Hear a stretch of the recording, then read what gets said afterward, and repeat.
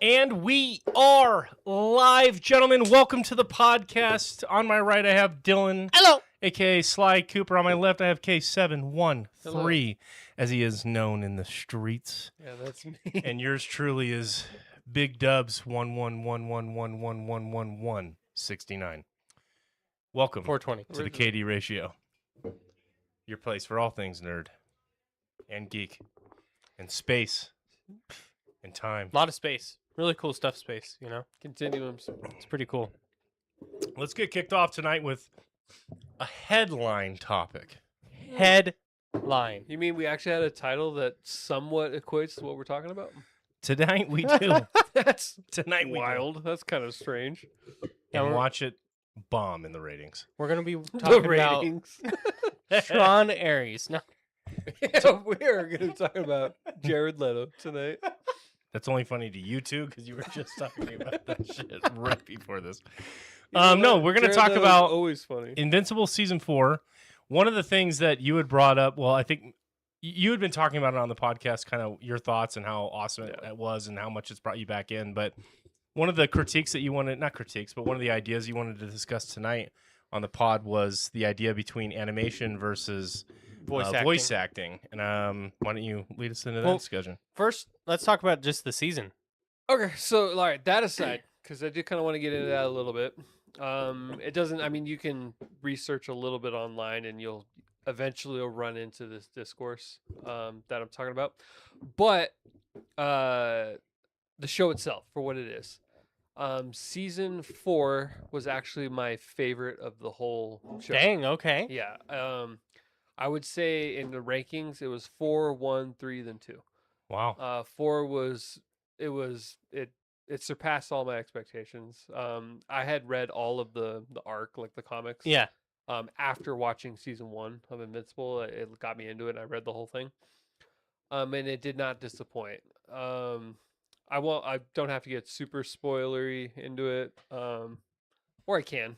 It doesn't really, but basically they introduced like some real Viltrumite threats. One of them is this guy Thrag. He is the current Just emperor. an awesome name. Yeah, he's the Thrag. current emperor of Viltrum. He's voiced by Lee Pace. Is he the guy that does the air vacuum? Yeah. So, as far as like power levels go, he is on a whole nother like echelon. He is to Viltrumites what Viltrumites are to other people. Damn. He's that impressive, and the whole thing is he was genetically bred to be that strong because he was supposed to be the emperor's bodyguard.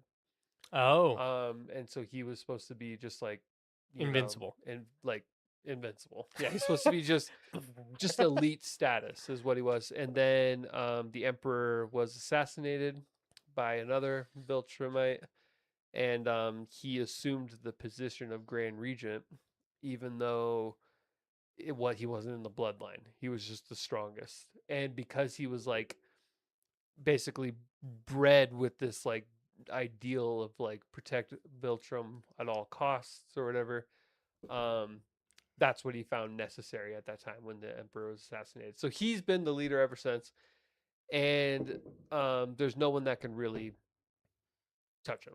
Like he's just on another level. So to give you an idea of what Dylan was referencing, Nolan and him, so Omni-Man and him got into a fight. It was very one-sided, but at one point he pulls back his fist with such force that the vacuum actually pulls Omni-Man into him, and then he punches Omni-Man so hard that he flies into space. Like he literally breaks the atmosphere because of how hard he punches him. And once he's on a warpath, it's like over. And the funny thing about him is, for those who didn't read the comics, he didn't really seem that imposing at first, and everyone was like kind of dissing on him. They were like, this Thrag guy, he looked kind of like silly or whatever. Like he just didn't seem that scary, especially when you compare him to season 3's main villain, Conquest.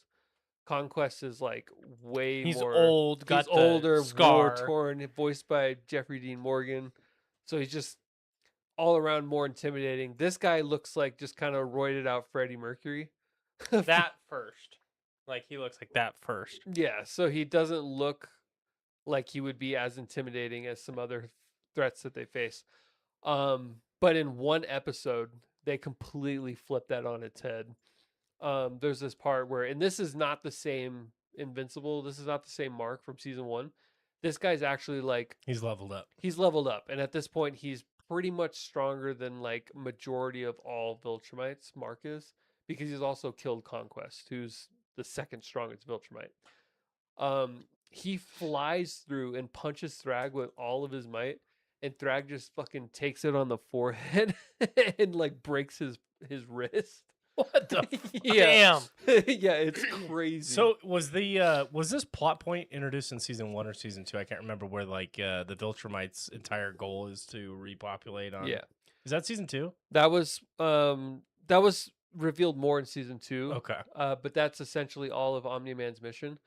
They sent out like their elite soldiers to go and see if they're genetically compatible with all these like races. Humans are, as far as like DNA wise, Like are worthless.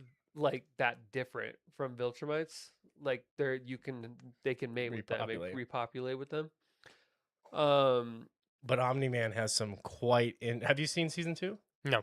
He's got some crazy thoughts, even about like his wife, who he like loves, but he's like, oh, she's basically just that's season 1. Yeah, they flipped that Oh, on is that season 1? Too? Yeah.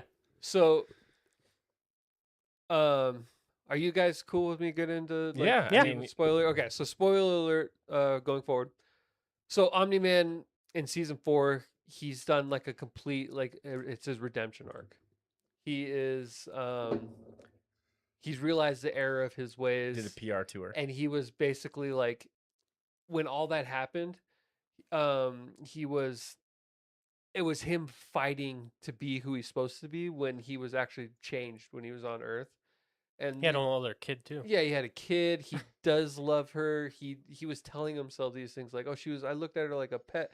He didn't actually really believe these things. He was just doing that because he was trying to desensitize himself because he knew what was going to happen. Yeah. So season 4 comes around and he's completely like, he's changed.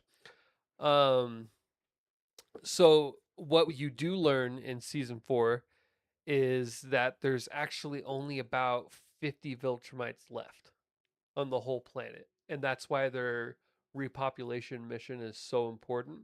Now, Viltrumites can live forever, so all of these Viltrumites are like elite. What they do? Just fight each other to death? They don't fight each other anymore.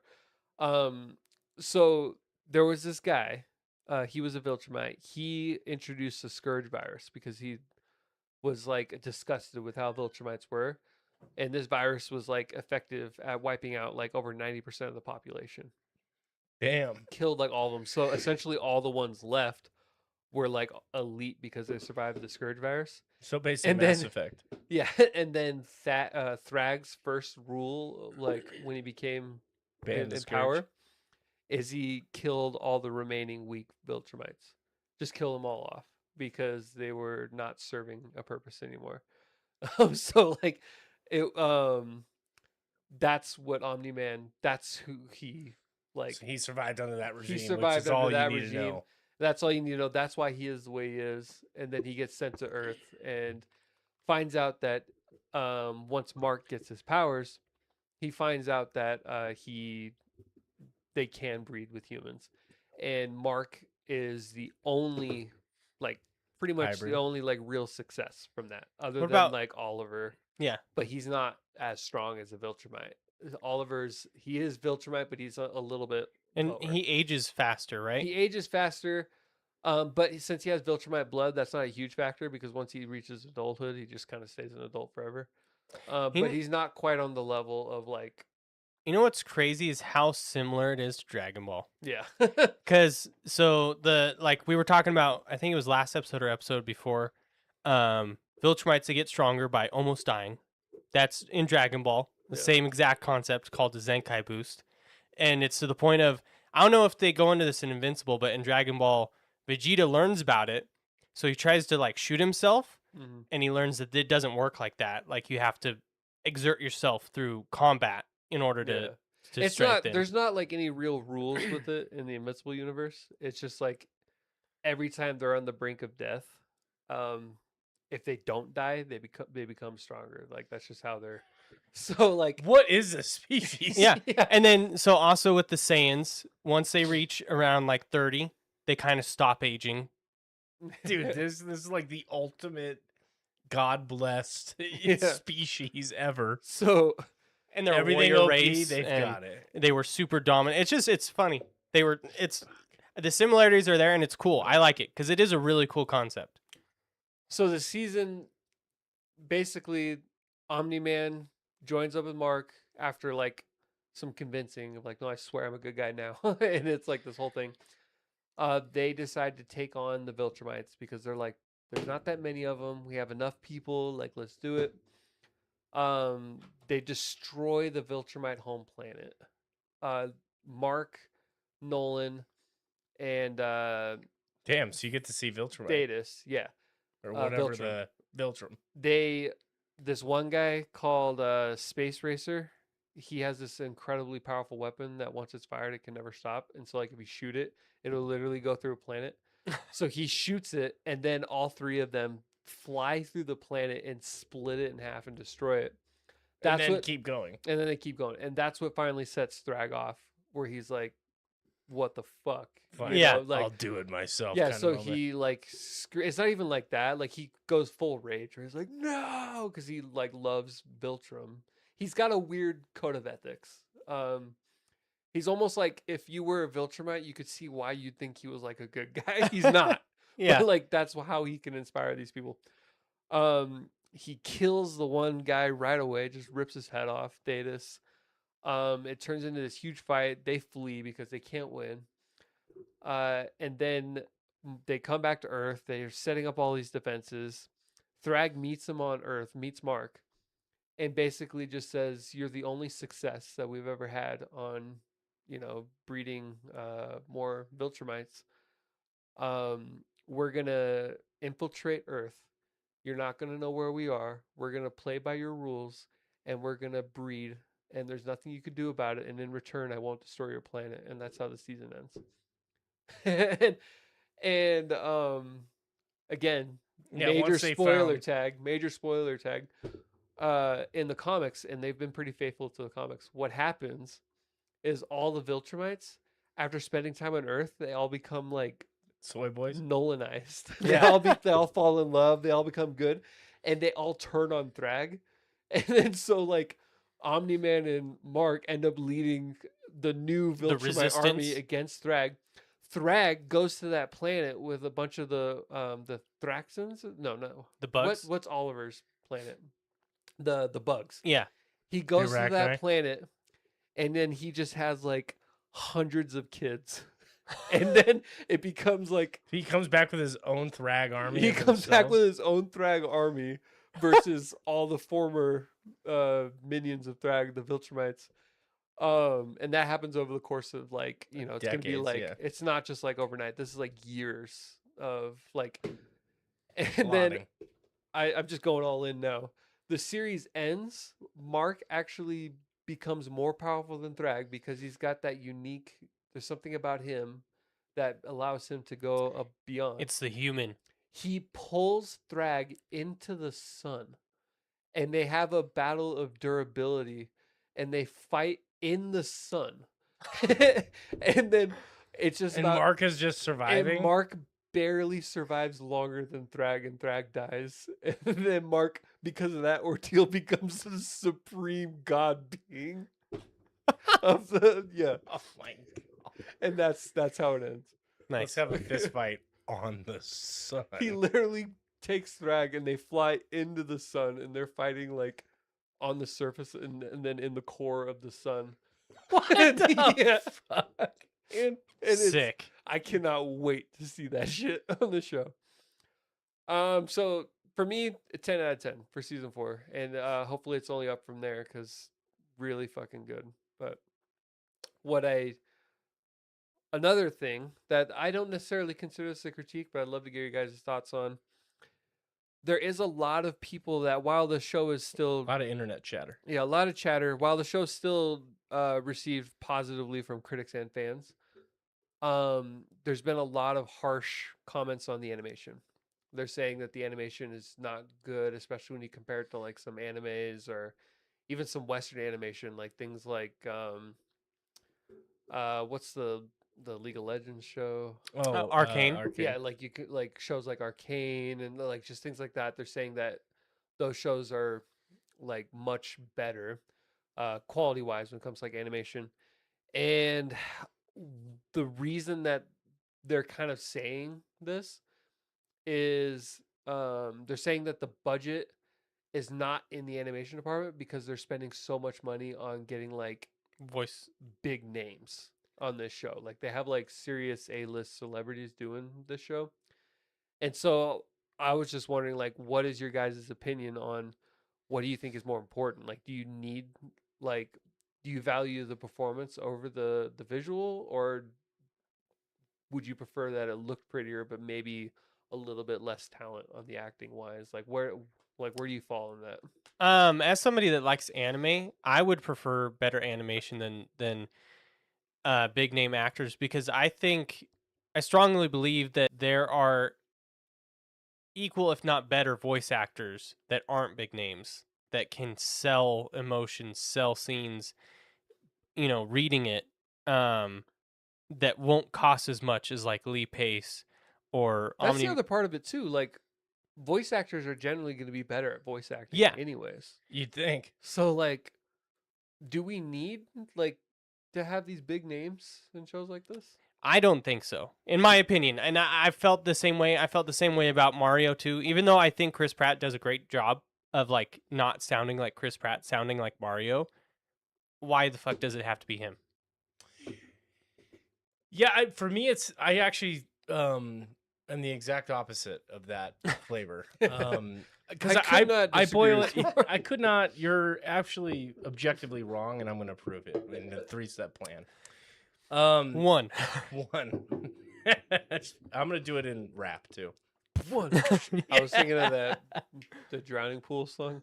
Nothing wrong with me. Two. Nothing wrong with me. 3. Something's got to give. I kind of roll it back to that old adage of graphics don't make a game. And I feel like in my story, animation, which is basically effectively just graphics, don't make a show. And in that case, it's really what's the narrative, what's the story weaving, direction that this show is trying to produce and perform on. And if for me, I would love to see the budget more so skewed to the voice acting talent. And it sounds like this guy's done an amazing job. Lee Pace did an amazing job of voice acting. Maybe these actors are really, really good at voice acting. I don't know if Chris Pratt is an awesome voice actor or whatever. I think that's pretty more good. that's actually. more like to sell tickets, probably, is just to have his name on there. But for me, it's graphics don't make the game. Graphics certainly don't make the show. For me, it's how do you weave the narrative together, and part of that narrative storytelling is absolutely the emotion driving behind what is being shown on the screen. So I kind of bring it back to that adage, but as someone who doesn't watch a lot of animation stuff, that's kind of how I feel about it. But I just think about some of the older movies that maybe have poor CGI. If the actor was doing a horrible job acting, that is way more grotesque to watch when you're just like, oh, that's bad acting, compared to, oh, that's bad CGI. Like, you can totally forgive the CGI. You can't really forgive the bad performance. And one of the classic examples of that is, and this is like on my mind because I just watched it, but there was this new movie. It might not even be new. It might be kind of old, but with Zac Efron, and they're like on this weird vacation, and they're both just total bros and like lame. And the whole premise is that they have to bring a date to their sister's wedding because they always ruin everything. Something like Mike need wedding dates. Like something. two Dave guys- and Mike. Dave and Mike need wedding dates. There yeah. you go. Yeah, you nailed it. Every scene with, I forget the other guys. Adam Driver? No. Adam Devine. Adam Devine, thank Yeah. you. And Zac Efron overact the shit out of every scene to the point where it physically hurts to watch.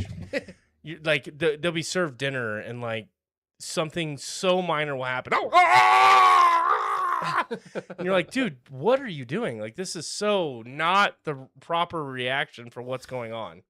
And it takes you out of the whole movie. It's so bad. Versus if it was like Tom Hanks or some legendary actor doing it, even though the narrative might be, or even though that the story might not be that great, but like that performance can drag it forward. But so my question to you then is, why not hire like seasoned voice actors I would agree with that. But instead of I don't think that that's big name? Those, yeah, I don't so think those, that's up to. I don't think that that's the question though. that was two-parters. So one is like, do we need the celebrity in it, or can we just trust like the people that know what they're doing? And I think we all agree that like there are voice actors out there. Like some video game performances are not done by celebrities, and they're incredible. Yeah.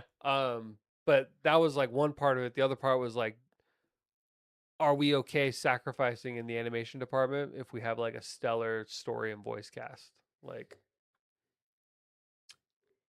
So how good does the narrative and story have to be in the performances for you to ignore like the glaring faults? I guess where I fall, no matter what scale of power you're on, voice acting for me in my head will always be more important than the visuals, to the point where you could have stick figures on a paper and you have it voice acted by Troy Baker, and it'll be like, that was fucking good. I think there's a fine balance. I've seen some of them that are stick figures, and it suffers a lot because of it. Like there's this one of my favorite examples. There's this anime called Blue Lock. It's about soccer. And the second season, they're straight up in one scene, multiple scenes. They have like the cutout JPEG of the soccer ball, and they're dragging it across the screen, like not even rolling. It's just dragging. And then so I think there's a fine balance, because I do think at a certain point, especially you can't handle if it's animated on twos, Yeah, right? And that's part of budget. And to animate on ones, you have to animate every frame. it's true. So I think there's a fine line. I think it doesn't have to be pure animation. Like, it almost has to be like 50-50 to me, and I would say I would lean a little bit more. You can do voice acting, takes a little bit more power than animation for me, but I don't think you could just do voice acting. Yeah, I agree with that actually too, because I think there is a balancing act. Of course, everything is, I don't hate to sit on a fence, but it's a balancing act. And a good example of this is it Thor: Love and Thunder, where you have Gore the God Butcher. Is that his name? Yeah. Yeah. Who he kills that performance. It's really good, but it feels so out of place with everything else because the rest of the movie sucked. Mm-hmm. Nice. And so it's like, even though that was an incredible performance, it wasn't. And the visuals were great. I mean, it's a blockbuster budget.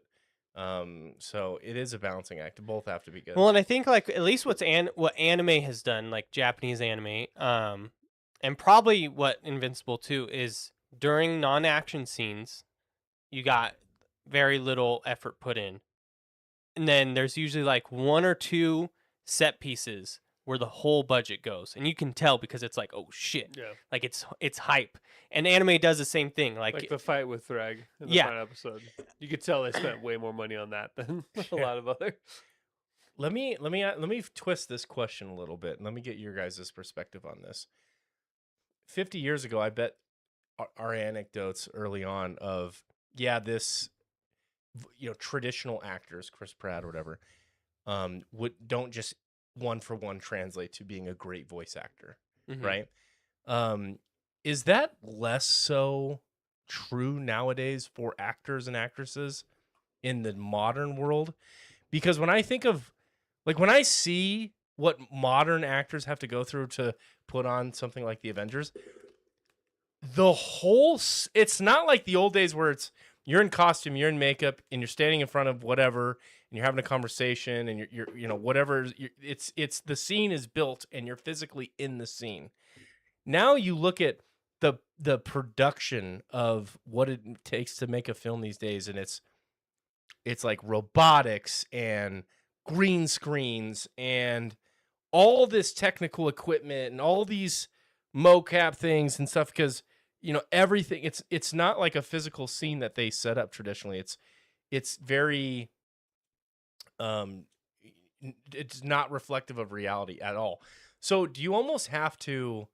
I know that that's part of acting, but do you think that because of how estranged that environment is from maybe traditional acting was 50 years ago, that they're almost better lent to voice acting these days because the environments that they're put in is so different from like being in a natural. I mean, like shows like The Office, of course, that doesn't really apply. But I'm thinking of any of the stuff that you watch, on Like the modern day. Marvel. Yeah, anything from Marvel or So what the hell, the Project Hail Mary. yeah. Like that whole film had to be so weird. He probably had like a microphone floating in his face that he's talking to, and like that's you almost have to be a voice actor because you can't use your environment to kind of get you into the mindset and physical space of I got to act this out. You have to truly put on a voice So performance. the thing in that some stood way. out to me though about that specific argument is that the culture around animation and video games have changed along with movies. Whereas I think the reason we had that stigma was because animation was seen as a less than form of media. And so if they did get a big name actor, they're like, what the fuck? Like, okay, what? I'll read this line. Nobody's going to watch this shit. But now it's like, oh no, animation is a heavy hitter. I actually have to try. Like, I actually have, like, this is a big deal. Versus before, I think in the past, it wasn't a big deal. And that's why that stigma exists, is because they didn't try or they didn't feel like they had to. It was beneath them, so they just It was like didn't almost like throw filming away. a commercial, like, Mm. oh, it's just another, fucking job. I don't know. That's what stood out in my mind. Any thoughts, Kyle? No. I agree with that mostly, but I would say that, like, for example, films like cartoons specifically made by Disney, like their voice actors always gave it 100%. Like, and they always had like celebrities in their movies and stuff. Like, there are some things that like are kind of cheesy and stuff, but like there are certain performances that even in animation that kind of stood the test of time, I would say. But I do think that is mostly correct what you're saying. Like there is, like with anything, video games too though, like unless it was strictly like film before, they were always seen in like a different category. And then now I think people are just more accepting of different types of entertainment. Mediums, yeah. Yeah, mediums. Because like I'm thinking, like one of the first times I saw a famous person voice an anime character was uh Howl's Moving Castle or Spirited Away. And Howl's Moving Castle with Christian Bale. It's Christian Bale, Yeah, and he fucking kills it. yeah. And it's like that movie. That's early 2000s. Princess Mononoke So I think, is 95, and that has some pretty good famous voice actors. but not like on that. I think what it was is Christian Bale saw Princess Mononoke, and then when Miyazaki pitched this idea, or his agent or whatever, yeah. we're talking about this new film. Christian Bale actually requested to be in the English dub because he saw Princess Mononoke and he loved it so much. Minnie Driver is in Princess God, I love Mononoke, Minnie Driver. and She's she's so good. great. She's so good. I haven't seen the English dub in so long on that movie. What I find hilarious is the main character, Prince Ashitaka. Yeah. He's like a nobody, or at least I mean maybe he was back then, but I don't know him from anything. He's just like I think he was like a soap opera star or something. What isn't the biggest thing Netflix ever did was like Demon Hunters? K-pop Demon? Yeah. That's Wasn't probably that the their biggest film biggest? they ever did. Yeah. They could hit like 100 million views faster than, or 10 million, or whatever the mark that they use. Won the Oscar for best animation. Yeah. Well, and what's best song? You think What's- that'll ever? Well, go on. wild with that one too? So that it is Netflix, but it was Sony. Yeah. That's Sony Animation Studios. What isn't fucking Sony? They're killing it Sony- with 3D animation. Well, it was Sony Animation Studios, They and own the world. their board didn't actually think that it was gonna be successful. So they sold So it to Netflix. they still made. They didn't technically sell it to Netflix, but they sold the distribution rights of that movie to Netflix. So it's not really a Netflix film, but they're the ones that house it. And it was because Sony didn't think it was gonna be a success to have like a full theatrical release. And It then ended up being huge. Like, with K-pop specifically, talking about voice actors, the girls who are famous are the singers, not the voice actors. The voice actors were different, and you barely ever see them, and I always find that wild. I'm yeah, like, but you see those three girls that sing yeah, all the time. all the time. Yeah. How many people do you think signed up for Netflix just to watch Demon Hunters? I mean, do they have? I know they have metrics on all that stuff, but That and is it Stranger translating Things. to additional? I know they just probably at this point have to keep status quo. I mean, do they do that and go? We It's got weird because like 2 net new million subscribers because streaming Demon Hunter, only like- movies have to judge I don't know. success very differently than like yeah, theatrical because they don't have like a box office. And They they're don't- very so there must be some analysts, like a table of analysts that's looking at like how many subscribers were gained from a film, like for them to spend the kind of money that they do on these things. Like these are full $100 million films that they're doing. So the cost must be not as high as the benefit for Yeah. them to keep doing it. But it is interesting to think how do you approach that yeah. when you don't have a box office to Right. look at, and you're not collecting any additional. Like it goes, 2 people watch it, 2 billion people watch it. And there's nothing you that don't would collect any more change, yeah. money unless you get net new subscribers. Which I don't know. I mean, how many people are going? How many people are rushing to maybe the whole country of Korea? Maybe I'm like way out of basis here, but I don't know. Well, and then I guess they probably beyond that they also look at how many people of their users are watching it. They probably look at And- how many subscribers they're retaining too, because they probably can see live feeds of people dropping subscriptions and gaining subscriptions. And if there's like a correlation between the launch of a new movie and numbers of subscriptions not lost, I think that's probably part of it too. Like in their analytics. Speaking of Netflix, real quick, I just thought it was funny. I was going through my TikTok the other day. The Stranger Things conformity gate people are still hanging Still doing on. it? No, Dude, that's sad, man. I know. They're- know. They're in it for the meme now. I was like, Have to be at this I point, saw right? it, and like, I think They're when in it for the meme now. initially they had like, it was like like tens of thousands of likes, right, when it was going on. Now he's got like 40 likes, and I'm like, Dude. but I Give it can't believe up. they're still hanging on. I was like, guys, come on. Give it up. Lay it to rest. Let the dream die. Let it die. Oh man. Well, I do think Sony is one of my favorite animation studios right now, though. Like Into the Spider-Verse, Yeah. K-pop Demon Hunters. I think they're beautiful for 3D animation. I love how they blend both K-pop Western and Demon Hunters Eastern. is like completely different from Spider-Verse though too. Mhm. It's unique for sure, and it was a little weird at first, but by the time I got to the end of it, I appreciated it. One from Disney that I feel like it came out during COVID, so I don't think it got as much praise as it should have, in my opinion, at least animation wise, was Turning Red. Yeah. The animation on that I really enjoyed. what is Turning Red about? It's about this girl, and it's basically an allegory for puberty, but she turns into a panda, like a giant walking, talking panda. Everyone Wow. in her family does Everyone in her family does. when they reach like 13 or something like that, or whatever age Yeah. Bring in the furries. And there's a straight up kaiju fight at the end. it is. Sick. Kaiju panda. Yeah. It sounds like in order you would, I'll take a number 6 kaiju panda with the side of fried rice. At Panda Express. You know what I mean? Oh, I get the kaiju. Could you imagine? Somebody find a way to cook it. It'd just be, Oh, I only eat class 5 kaiju. they're delicious.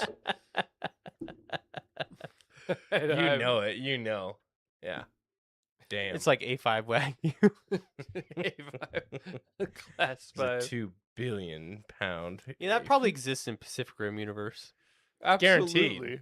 I feel like we've seen that with like the knockoff collector guy. in Yeah. The kaiju, like, guarantee you he's eating them. You know it. Think it tastes like steak? It I probably mean, they're from tastes- another dimension. Probably Yeah. tastes pretty gamey. You know what I think it tastes like? A meaty version of that space flavored Coke. Remember when we had that? Yeah, the Sprite. No, No. like there was XP flavored Coke. There was space flavored. That Coke one at was one point. wild. It was good or no? It was was interesting. This was years ago when they I were don't doing remember like a this at all. weird promotion. Yeah. And they kept coming up with weird Like flavors. birthday weird flavored flavors. Coke. I can't even remember. Like, I remember it, but I can't describe it. Besides, There was one that was called XP flavored Coke, and it was like Remember tastes that. like leveling up. Okay. Yeah. that's how it really I'm tasted. thinking of like a coin for some reason, like coinage. Like that's what it tastes like. Like it That's tastes what I like a imagine copper level penny. 5 Yeah. kaiju.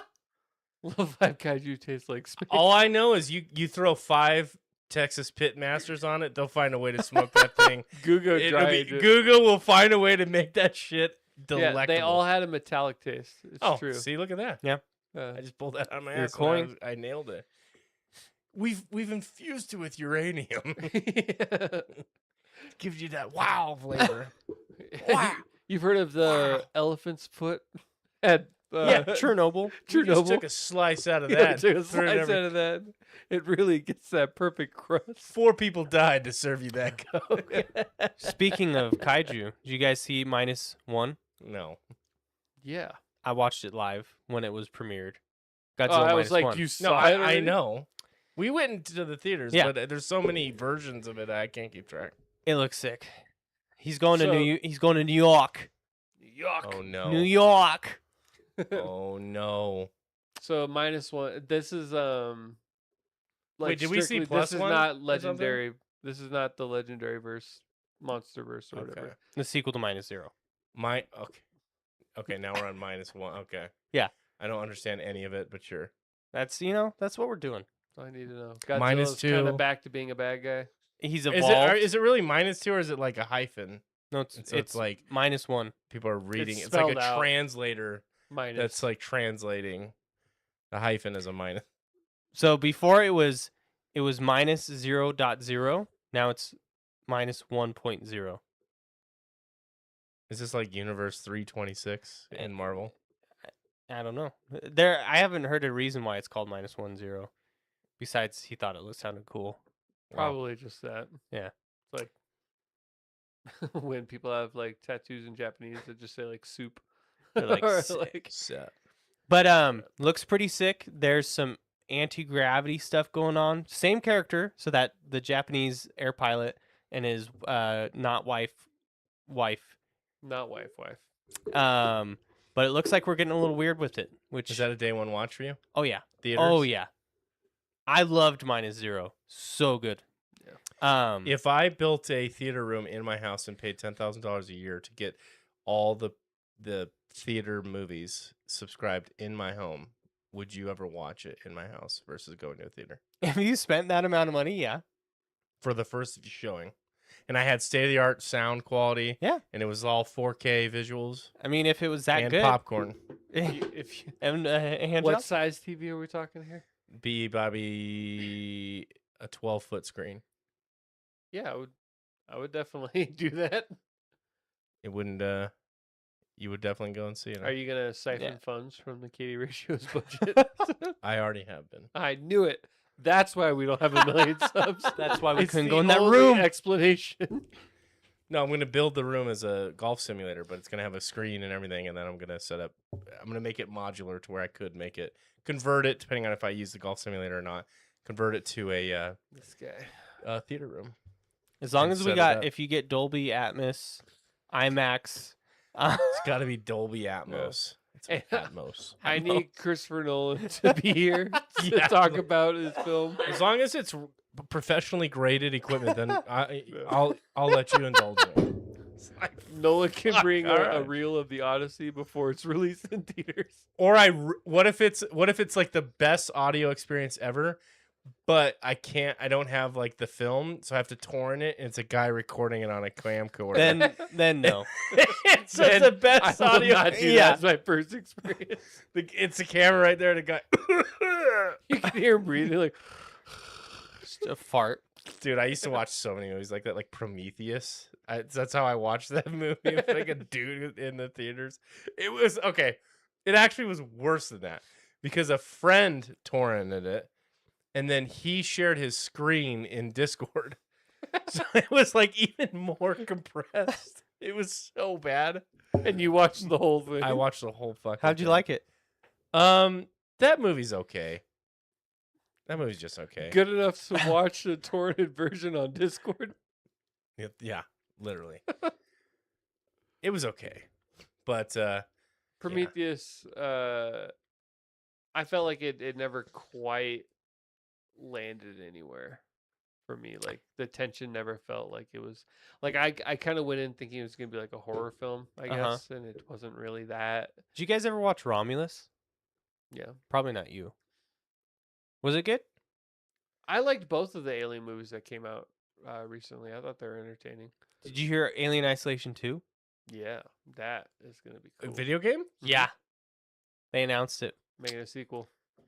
Dude, I like that they're doing that and not just a remake. And I mean, you heard me. We've talked about on the podcast geeking out about that AI and how advanced that thing was. Thing's sick. I can't wait to see. I hope it's not just copy paste. I hope they innovate on it somehow. That game Right. had my attention. Guys, I'm all the way back in the Dune. All the way back. All the way. All the way back. The game or the books? The game. Okay. I you still stalled reading out the on books? I've stalled out on the books because just life has gotten in the way. But the game has got me all the way back because I'm on my last week of paternity leave. I go back next week. But she takes like a good nap during the day, and I'll get like an hour or two to get on there, and I'm hooked. I got my base way upgraded to the moon, like at literal guild level production size now, and I love it. It's so much. I'm having so much fun with the game. I see the vision. The game. The developers really pissed off the community, and it's probably as #dead game DED as it's ever been right now. Yeah. Because the developers said we're gonna focus primarily on PvE right now, because that's what 90% of our users play, and it really kind of killed a lot of the Why'd griefers that and upset PvPers. the community if that's majority of them? It's the loud minority. Ah, That's okay. the problem. Mm. And it's also probably your most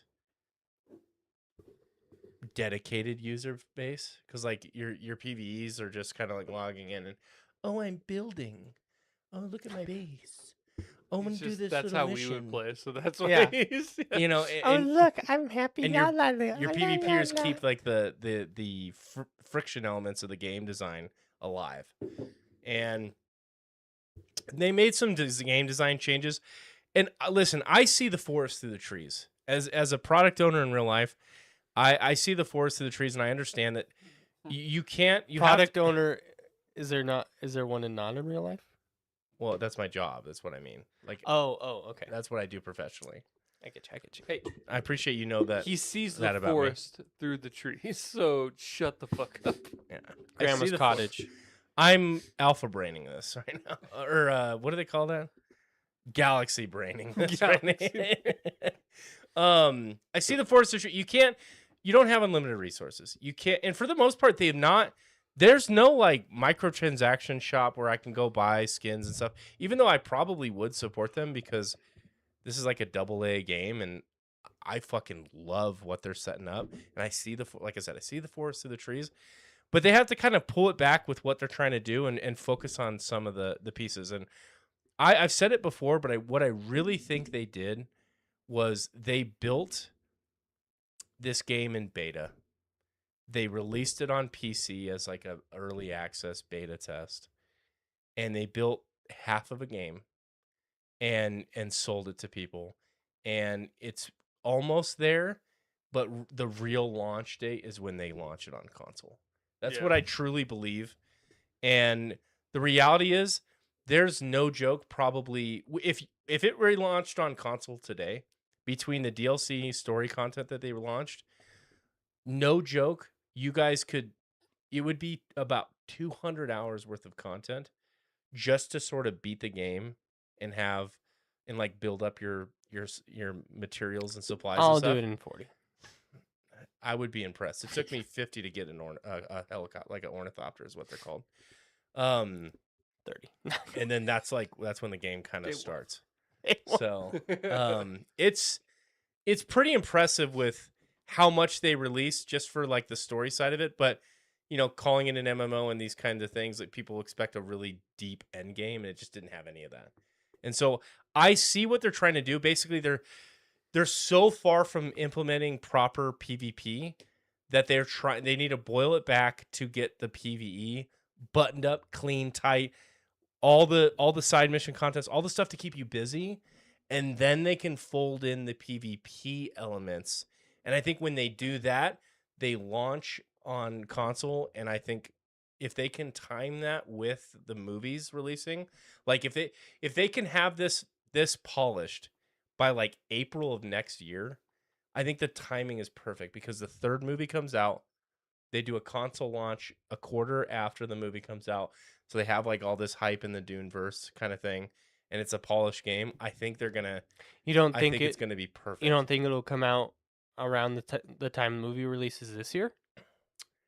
I don't. I think they're gonna delay it. Yeah. I think they're gonna delay it because they just did a patch today, and the patch was huge.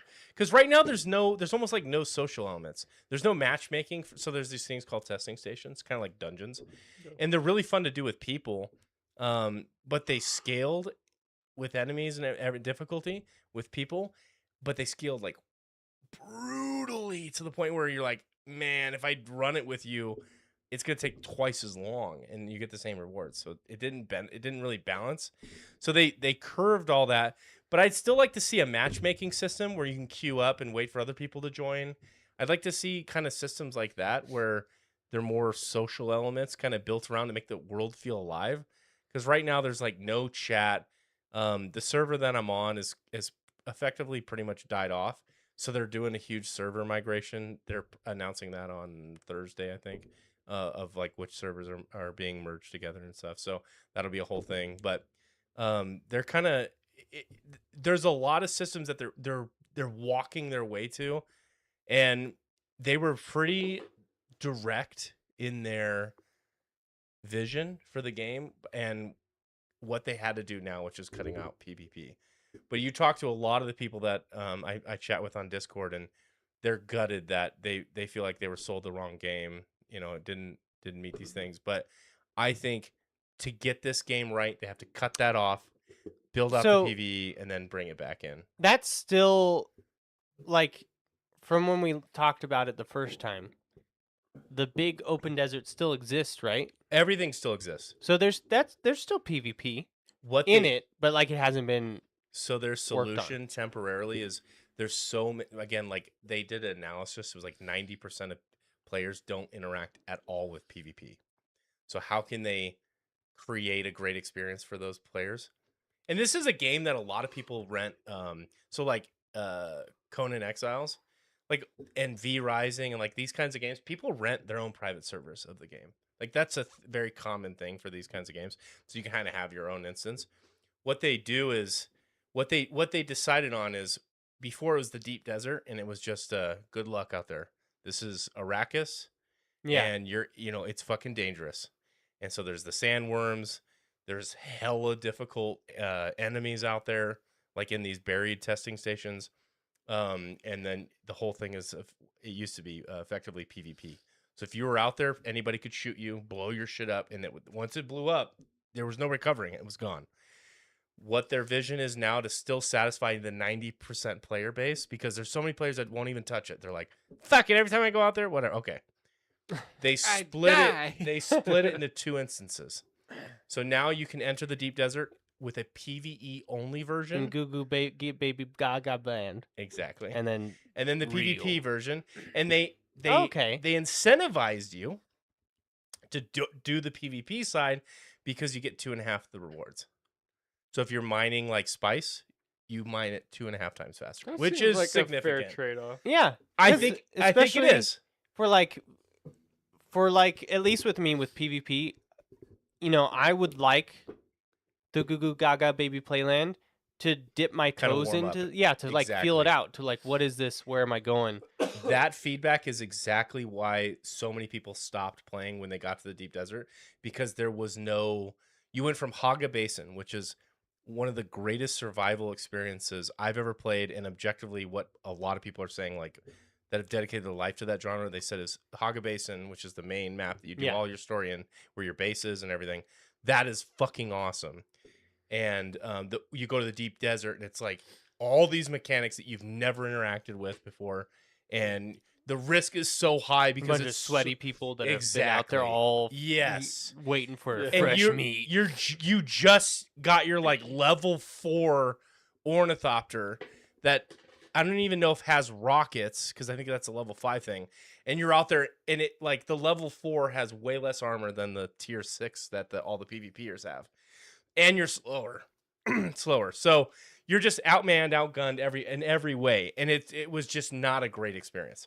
No. And so they came up with this, and this is them kind of killing it, because all the PvPers are like, wow, I can't grief these PvE, soy boys. I need to fucking nuke them, and all of the way If you're getting off on just hurting people like that, then like go play. well, different kind of now games. there's like a serious group of there's a serious player base that are gonna still go on the PvE server, but what they're gonna do is they're gonna have a bunch of thumpers from the movie, and they're gonna put them down where like the sand fields are, so all the worms are constantly attracted, so that the PvEers are like mining sand, and the worm fucking eats So them they all still the time. grief it. So Yeah. exactly. So What again, a great community! It just really makes you want to be involved in. I know.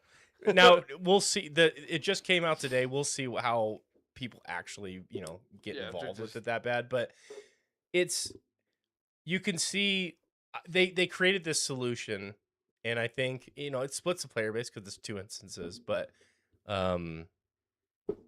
it is what it is. I think it's a good Band-Aid solution for what they're trying to build towards, which is the Water Wars, which I'm so fucking hyped for. What's that?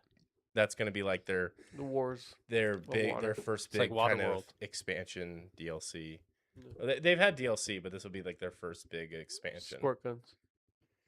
Exactly. They're fighting over, I forget how it goes in Is Kevin Costner in it? basically there's no.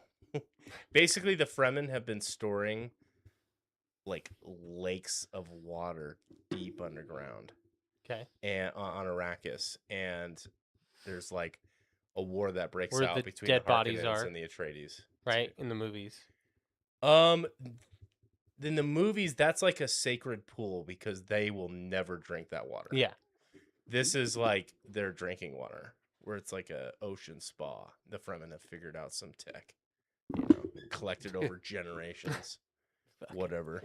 My funny thing is, like, we haven't even seen the Fremen yet. We're like hunting the Fremen, and there's supposedly like millions, and it's like we They're can not even- fucking fast travel between planets and all this shit, but we don't have like a satellite image of a couple fucking Fremen on the southern part of Arrakis. Like, we don't No, have any they're of that good. I guess. They're that Whatever. Good. But I'm all the way back on Dune. They came out with a few kind of grindy daily stuff that it's not a great implementation, but the bonuses that you get from it are permanent account bonuses, and I enjoy that. So I'm kind of having fun kind of grinding that out. Yeah. But it's also like a very minimally invasive daily system too. So, the whole thing takes maybe 12 minutes to do, Okay. and the missions are kind of fun. There's it's called the Smuggler's Run, and you take your little sand bike and you do a race. So that's fun. And then The there's- Smuggler's Run, ripping off Star Wars. literally it's a In 8 More of an parsecs. homage to yes, Star Wars. exactly. The Kessler Run. Yeah. And then there's a couple fetch quests, but you don't quite mind doing the fetch quests because I hate fetch quests because the loot that you get on them is really valuable for the other shit that you're trying to do. So it doesn't feel so out of Fetchy. bounds. Yeah, exactly. But it still is not done well. So it is kind of ugh. But overall, I'm all the way back. The last thing I want to talk about today was Guild Wars 1 is coming to mobile. Speaking of mobile, Millennial Ghost. Look at that. Oh shit, did that just come up? He posted that right before you said that. Yeah. That's crazy. What's your guys' take on the surge of mobile games? Destiny Rising, Diablo Immortal, things like that. Ubisoft just released the Division Resurgence. Is mobile gaming the new console gaming? For me, it's a hard sell. It's going to be a really hard sell to get me to play a mobile game that is anything beyond, like, we've talked about it, I think, a while ago. My requirements for a mobile game on my phone is it has to be simple, there has to be some kind of autoplay mechanic, and it has to be very hands-off. Otherwise, I'm not touching it. And it has to be $1,000 a month. There has to be anime titties and ass. There has to be an autoplay. Yeah. So It's like not a game at that point. well no. So this is my example. Like the only reason I play a mobile game I'll to show you. autoplay it so no, I can is so I can, while I'm like doing homework or while I'm doing work or while I'm doing something, I can put my phone off to the side. I'll select the mission, let it go, continue my work. I look down, oh, it's done. Just do That's not fun at all. exactly. And that's what I mean. That's exactly. the only And I don't like fun. that's the only type of mobile game I'm going to ever get. Okay. That's the only ones. If So you don't want to have like a Dark Souls type experience on your phone. Like that's not the game. no, I That's would not the rather game you want. play You want that the Elden on console. Got it. I mean, you might rather play it on console, but if you had the option to play something of that quality and it actually was good, would you fiddle around with it? I know. Or would I you- don't. I you mean, wouldn't? it would be a really hard sell. Like, it would have to be a complete, like, brain shift for me. Because No. Pokemon is probably the most complex mobile game that I'd be willing to play. Because I loved playing it on the DS. Yeah. But for me, I would, unless I'm in front of my console, or like, unless I'm in, playing, like, I'm dedicating my time to playing games, I'm not playing games. And I don't feel like ever playing it unless, if I feel like playing games, I want to go play my big budget games that are, well, I mean, they're big budget, but I want to go play on my console on the big screen. I want to look at the little screen, burn Millennial up my Ghost says, battery. even with services like Backbone offering cloud gaming to connect to PS Network, Steam, and Xbox Live, things like that.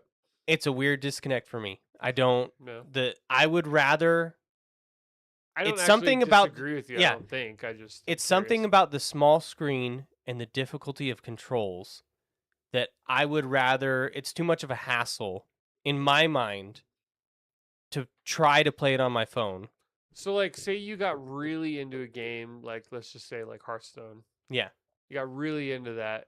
Well, there's no reason you can't play that on a phone. Yeah, that Like, one's there's no- simple enough. It has to be simple for me to want to play it on the phone. Like, it can't be a complex game. There can't be multiple buttons that I have to press. That's why I was like the autoplay Yeah. feature, or like a card game or Pokemon where it's turn-based. I can handle that. I played through Knights of the Old Republic multiple. I played through it more on my phone than I have on PC at this point. I have it on my phone, and so Did- like when I go back, I play. Did it you on use like touch controls?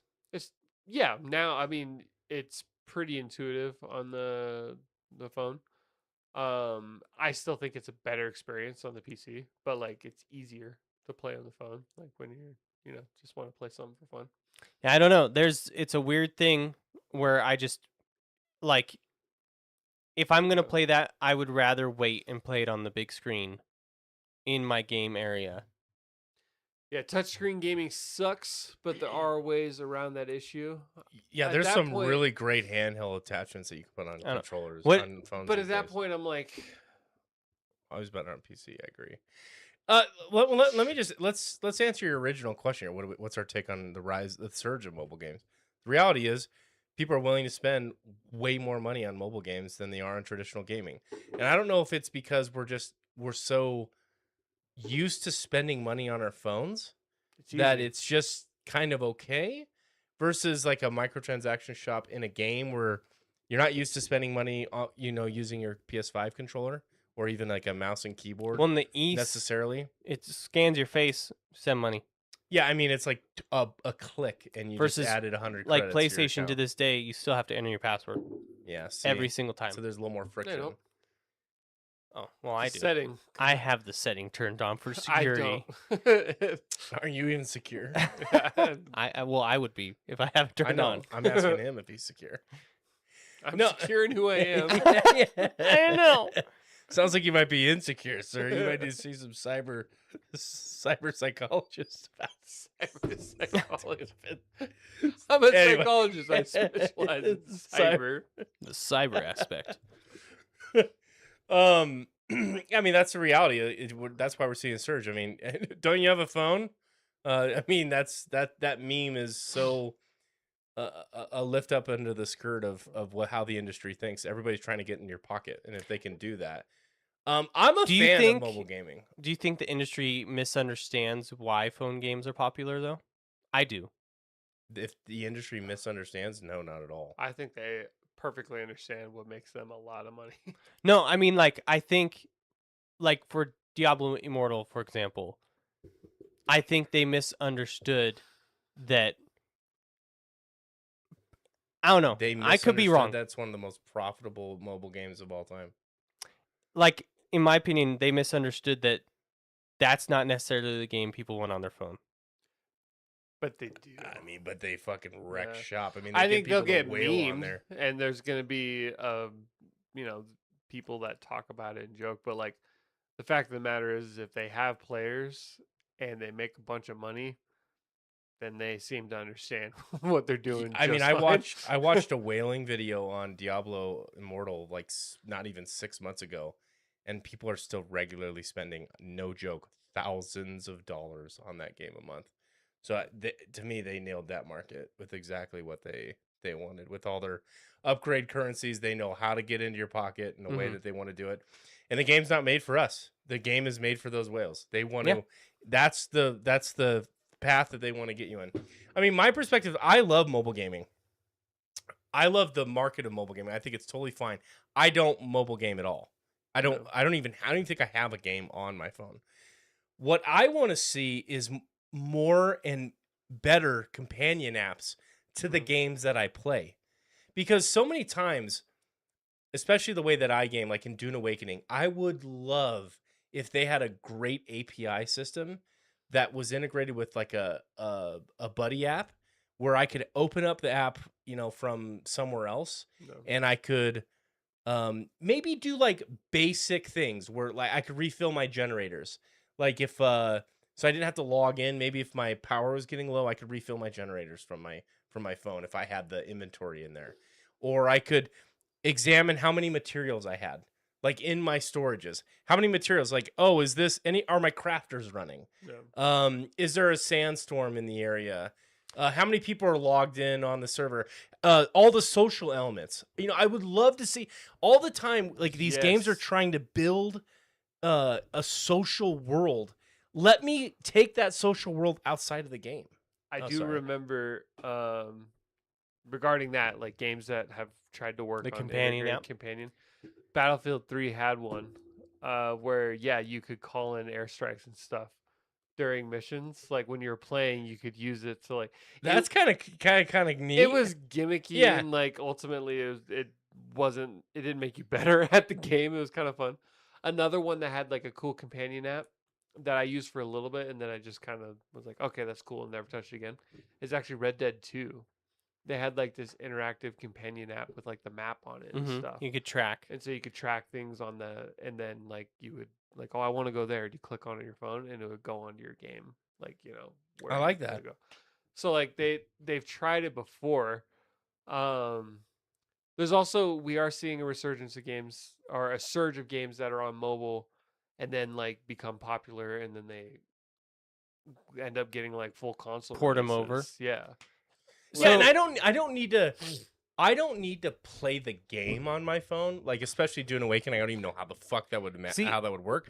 But if I had that, I would love to be able to chat with my guild outside of the game, like if I'm sitting on my couch or laying in bed or at the store or whatever, if someone like, hey, is anyone on later on that can help me farm X, Y, and Z? Oh yeah, I actually. Oh, I have 15 of those. I have 15 in my inventory. I can hit you up. Like because right now all this has to take place in like Discord and stuff like that. I'd love to see these games struggle so hard developing the social aspects of their game. Let me be able to take that outside of the game and create a real world. And I know that that's probably a ton of developer resources and it probably doesn't work. Maybe there's a bunch of examples that it doesn't, but that's my take. Well, and it is very similar to mine. Like, it's simple. You're willing to play it if it's simple. Like, if it gets too complex, I feel like I need to be at my gaming station. Yeah. If it gets any more complex than a certain I point. played a lot of games on I feel like even complex ones. Like I played through. Well, for one, I played through all of Knights of the Republic KOTOR. I remember I put a lot of time into Minecraft on my phone, which I guess isn't like an overly complex game. It's pretty. I did that. Stardew Valley. I played a lot of Stardew Valley on my phone. Like so maybe I wouldn't play like people got really into like COD Mobile, like I wouldn't play like a game like that. Yeah. But like Sims and strategy games, I could that Yeah, translates like beautifully to Pokemon, like touchscreen. Yeah. something that's turn-based I can handle. I think it's honestly, Turn-based is great. I think it's just, if I were looking at it, it's probably just our generation, just how we were brought up with games. Because like COD Mobile, Ours, not he's Gen Z. that's right, he's a Gen Z. We're Um, millennials. but That's like, right. I mean, and I could be wrong. It might just be us three here, but I don't think a I lot speak of for our every generation. millennial that exists. Yeah, I don't see a We lot all of think the us same. play COD Mobile or I think a lot of that's third, like not third world countries, but like international community. China and yeah. I don't know. I worked with a lot of people that played it. Really? That played God. I have Mobile. never met one person that played that. Wow. Yeah.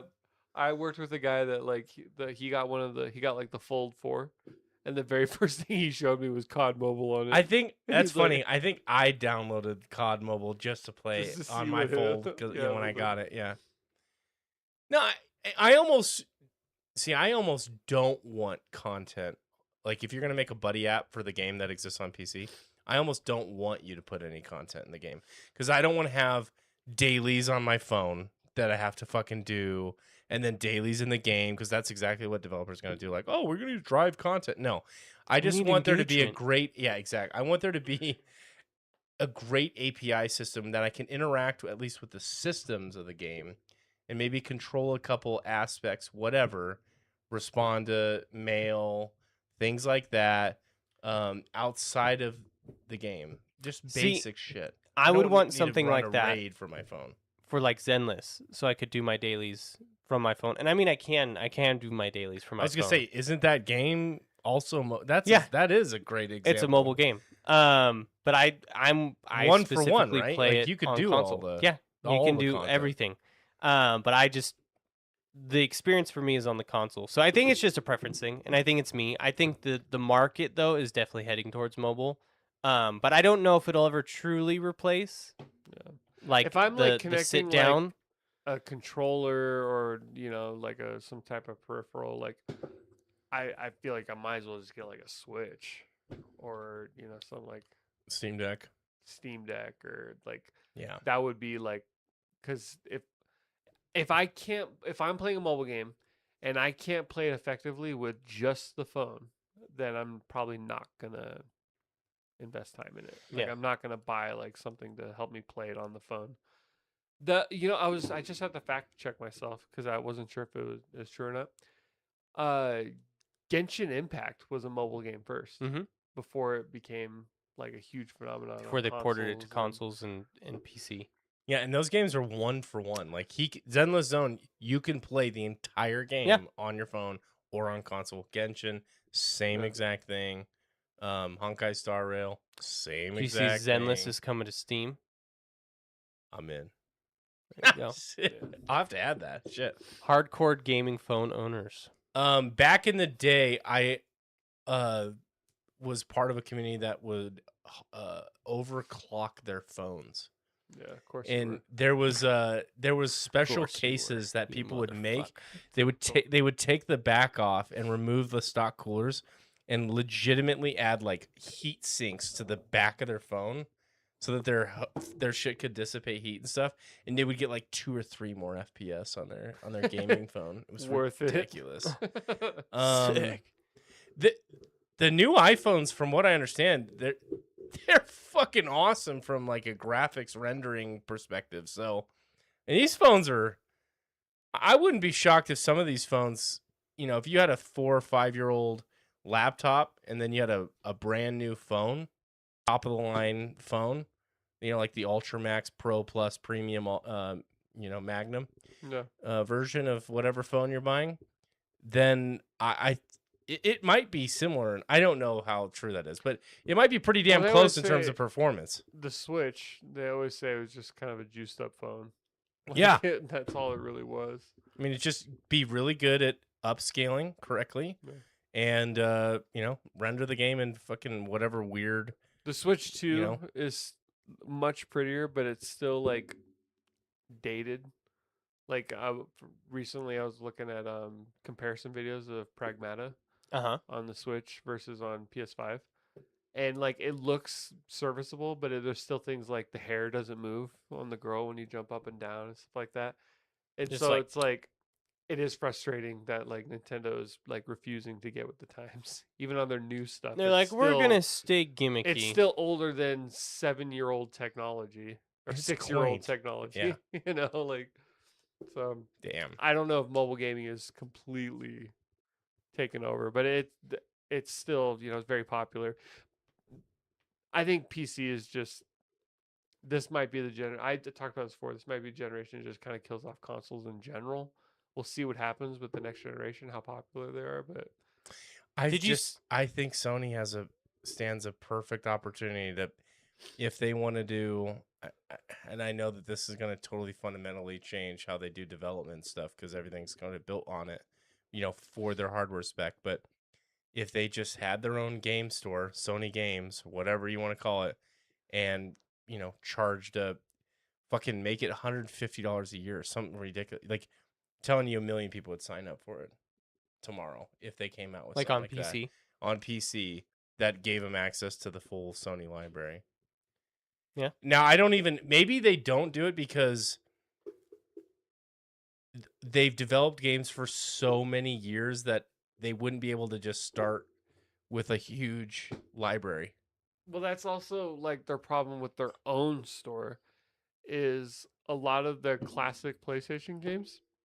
You're not actually like it's not actually running on That hardware. PlayStation hardware. You're streaming it, and Yeah, so like Because it's timed to like frame rate and stuff like yeah. that. So like I don't So know how they're not even porting it. They're like they're just virtual streaming it. machining So I think that would be a really difficult undertaking to get all of the PlayStation library onto PC just like that. Like that would be like a years long effort type of thing.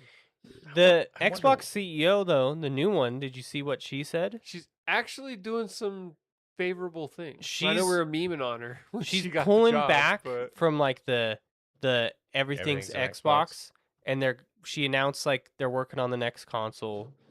I can't remember what else they When did this happen? recently, like in Recently. the last couple weeks.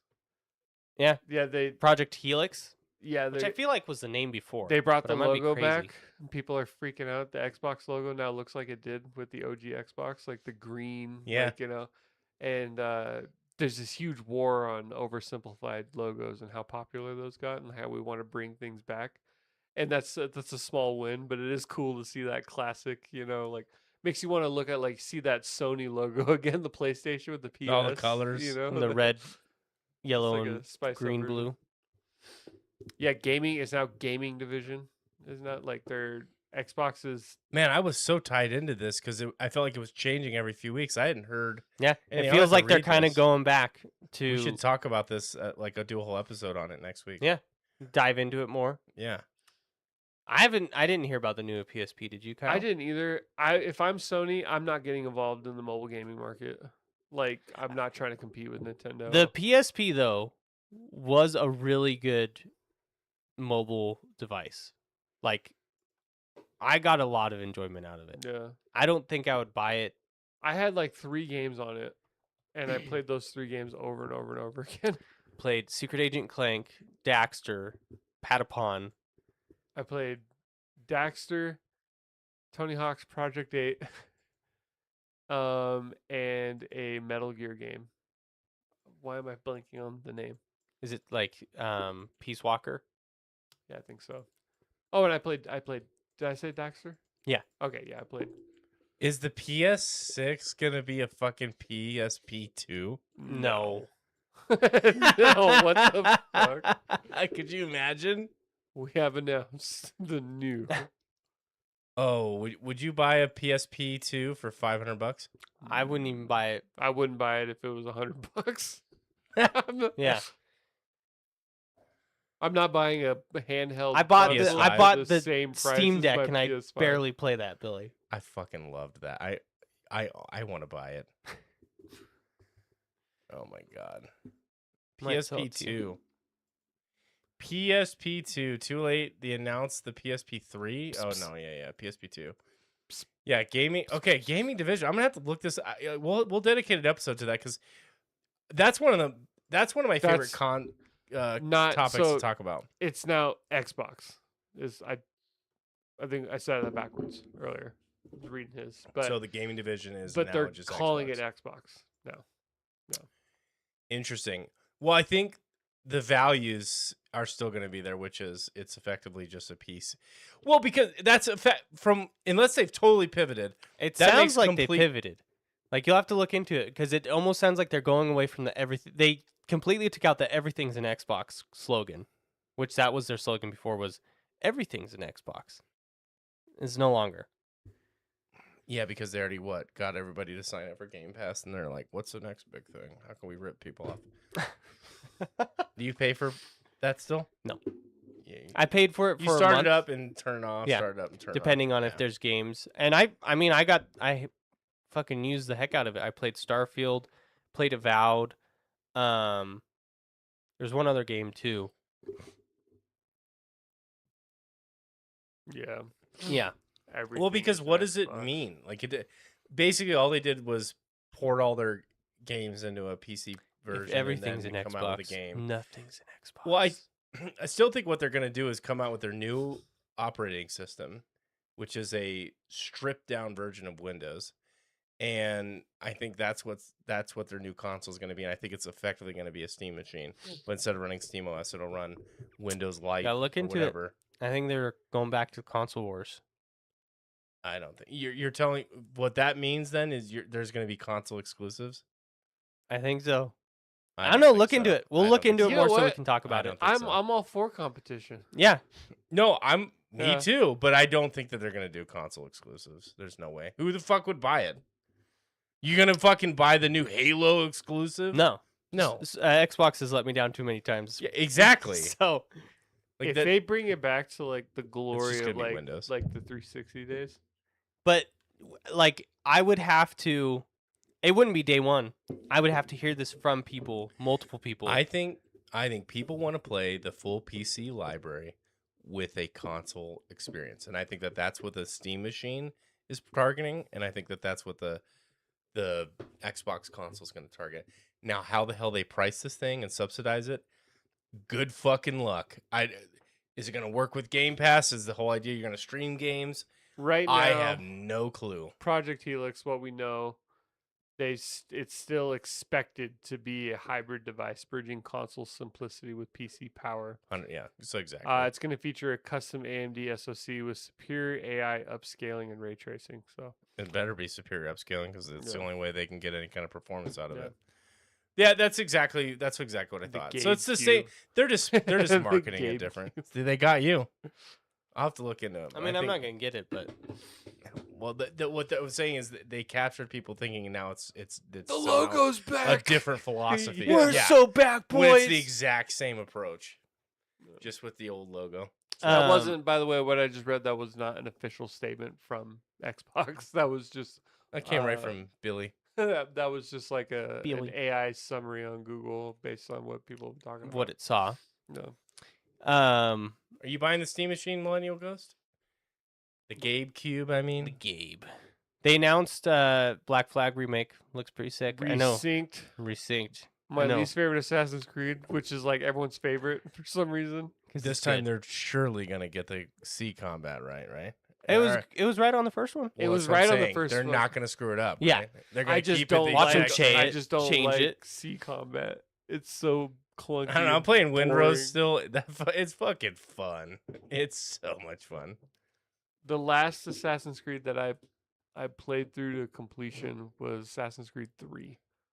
That might be next on the remake list. You know, we don't know. Was that the If this one does good, American one? Yeah. Yeah. With Connor, the half. do you remember his Native original name? Rattenhanskin. American. Damn, he doesn't do day one hardware ever since the 360 debacle. So we're going on 20 years since he's done a So day one. You don't even like buy consoles day one. You like wait to see, kind of thing, or Red Ring of Can't Death. even buy a console. is he mainly a PC gamer? Yeah, now I would Okay. say. Red Ring of Death days. Yeah, I mean that's. I think even later. You know, I never Xbox got has that. had. You never got Red It's Ring? mainly an overheating issue from when Yeah. in a hard drive failure. But back then, that was How literally many the times kiss of death. before you just like I knew someone growing up that got it 3 times. I'm like, dude, when do you just make the transition? Yeah. Switch to a PlayStation. Maybe next like, time it'll be fine. And he kept buying it. Like, just ridiculous. Xbox. So looking back through the 360 era, like, it's crazy what they packaged. What they you got in. away with, they charged a fee. So, well, they charged a fee for online services, which at the time PlayStation wasn't. They shipped it with hard drives sold separately. You had like 10 gigabytes. Yeah, you had to of get like storage. the external. You had to buy That's an right. external hard drive. You had to buy a wireless adapter. It did not have a built-in wireless adapter. That was sold separately. That's right. So you end up paying. So it was like a $500 console or whatever. You end up paying like $800 for everything, just to be able to play it with all the stuff that was pre-built into the PlayStation. Which, admittedly, is why the PlayStation 3 was so expensive, because all that was in it already. But it's just like, duh. Like, why would, like, that's crazy. You could never get a. We can you can imagine- lower the price. Can by you imagine taking it selling a out. console without a wireless adapter in it? But how am I gonna play Gears of War? Yeah. I need to see Marcus. No, dude. Consoles are anti-consumer. Well, like the X/S, some consoles just weren't worth it if you owned a PC. Get your hands on a PS5. Exclusive are the only reason why, only reason to buy new consoles anymore. They are. Yeah, you read Yeah. that really quiet, so I was like trying I'm trying to. So to there's, ASMR. yeah, it's It's 100% true. the truth. Like, that's the only reason that I still am like dialed into a PlayStation. But we've talked about this, a lot. But the exclusives on the PS5 era were not on the same level as the PS4 era. Which is why I think both of you guys kind of thought, until proven otherwise, you might skip this next generation. Yeah, I mean, if it's anything like the PlayStation 5, we won't even be able to buy it. For Yeah, like 6 It's going to be out of sale for a long time. We're going to sign up to the stock. Now in stock. StockX. Yeah, StockX are now in stock. Get the stock alerts. Yeah, Jump in the queue. It was like we were buying K-pop tickets. ridiculous. Like we had to wait in a queue, and there was a line. I remember we worked together. Yeah, And we were trying to get one. And this other guy that I worked with, he was trying to get one. And so all 3 of us were communicating at the same time, like, hop on now. And I remember Dylan got one. And I could not for probably at least 4 months. It took me 4 months after Dylan getting one before I finally got one. You scalped yours. No. Did you scalp I yours? did not. I Oh. was very I happy refused. to not somebody- have to do that. I thought one of you caved. I thought. No, I didn't. I was got this lucky. Close, this close. I almost spent $1,000. I think honestly, I think it was Amazon. I got lucky on an Amazon restock. Of all places, Amazon. Yeah. That's crazy. I got mine from PlayStation Direct. Wow. Yeah, I got one of those alerts. I was like, join now. And I was like, all right. And I joined, and I was like thinking this never works. And then 10 minutes later, it was just like, you're next. And I was like, it might work. You're like, hold and on. then it was like, in your cart. And I was like, oh shit. And I quickly bought it. And then it took me like a month to get it because it was like wow. I don't Shipping? know what happened, but like they were like, oh, like they sold it and they weren't really supposed to sell it to me. Like they didn't actually They have From it in sold stock. stock PlayStation? they didn't have. Yeah, so they sold me stock they didn't have from PlayStation. And then so like 2 weeks later, they sent me an email like, sorry, your item is still not in stock. We'll send it as soon as we have it. Um, And you're like, what? it was the-" actually closer to 2 months now I think about it. And so then I was like, they're gonna give me a refund probably, and they're not gonna give this to me. And then finally, like a month later, they were like, good news, your item's in stock. We're sending it. And so I fully believe that they sold it to me, but on accident, and then just committed to giving me one. Like I don't think Wow. I was supposed to get one.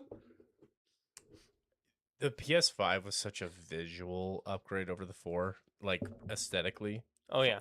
Physically. Yeah. I still like the black, white, and blue aesthetics. No. Yeah. Well, I was kind The of PS4 and PS3 were like the same looking. Like PS4 They look is fucking similar. ugly. So like PS5 They was both a were nice. loud as fuck. Well, on that note, so PS2, 3, and 4 all visually had the same kind of spirit. Yes.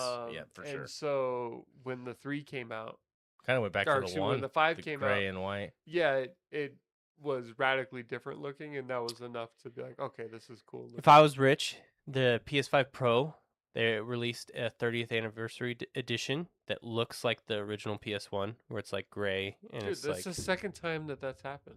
You just said that as Millennial Ghost posted that. look at that.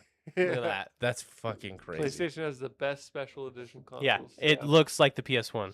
And if I was rich, I wanted to get like a PS1 like controller, mhm. like the PS1 design. Never did it. Can you believe? So PlayStation's 30, it would be like 31 years now, or 30 years old. It turning 32 this year. Came out in 94. Rocky, Jesus. the movie Rocky, is like 50 years old. Crazy. Star Wars is what? I was there in 50 theaters years. when it came out. Star Wars is 50 years old? Isn't that wild? No, I don't want to think about it. Think about it. There's so much shit where you're like, that was 30 years ago. Like, oh, Toy Story just came out. You know what one always gets me 30 years ago. is the song 1985 by Bowling for Soup. You know that I'm talking about? Like, she's still stuck in 1985. That came out in 2005, and it's the same distance away as we are from that song. So, like, if we were singing that song now, we'd be singing about 2005. I saw one that said, Oh. at this point, we're as far away from High School Musical as our parents were from Greece. High School Musical is our Greece. Yeah. The one that Oh. I'm the exact same age difference between me and my son as my mom is to me. Yeah. Damn. Like when I was a kid, I was, 5, 6, 7. 6, 7. I remember looking at my parents like visually thinking they looked old. And that's not even that much older than I am right now. Like I'm old. When did that happen? Yeah. It sneaks up on you, man. Like I'm not as funny at work anymore. I'm like, Dude, you can't make the same jokes. no, I know. Like nobody laughs. I anymore. know. They just feel sorry for me. You They're can't be like, like that "Mm." goofy guy. You're like the responsible elder. Yeah, like Like, what the fuck? when did it happen? Just happened. Like people always think that it doesn't just happen This overnight. podcast keeps us young, though. Does. We're still with it.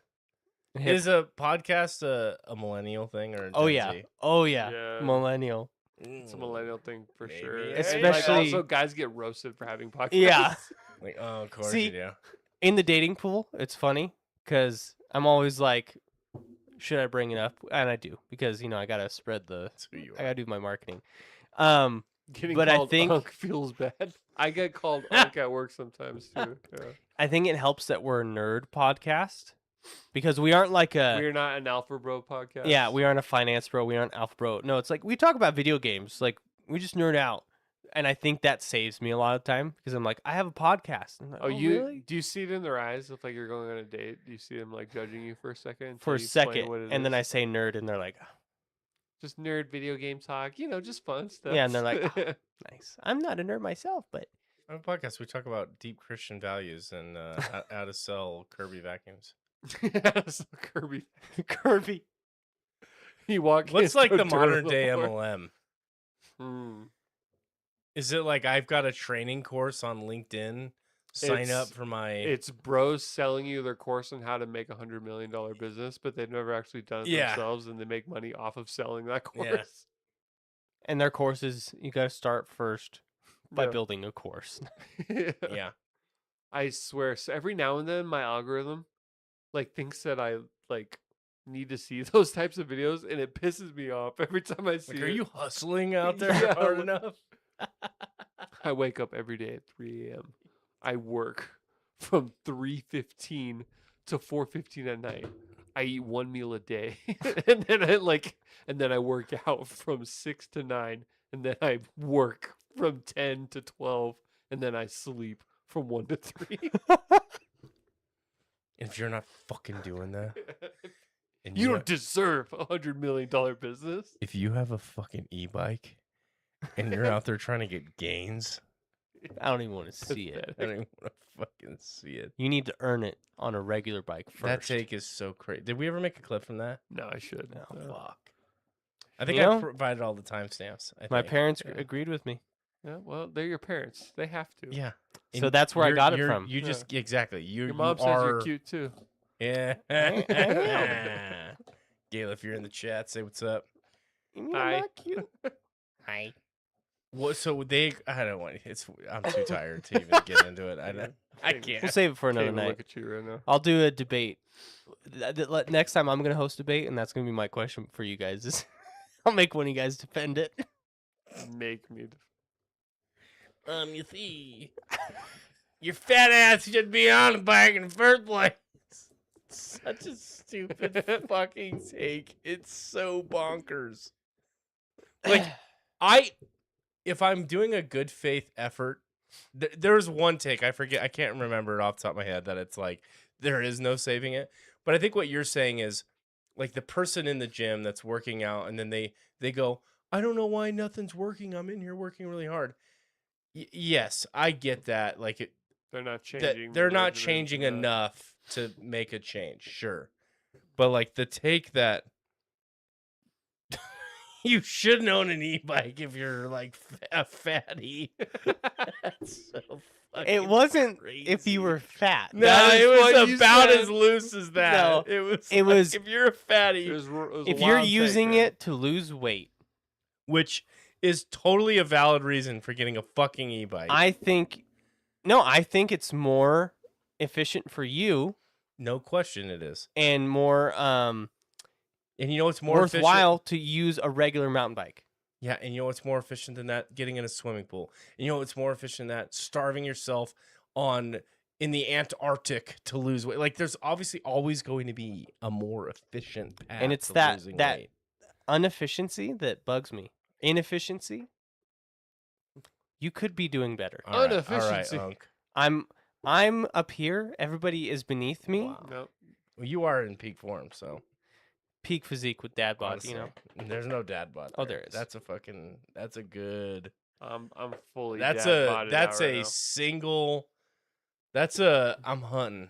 My body, it's hilarious. I'm hunting. I did get to I did see go for a run today. your but- body definitely goes through a transformation when you're single, not like all of a sudden when I was in a relationship, you gain weight, your body like gives up.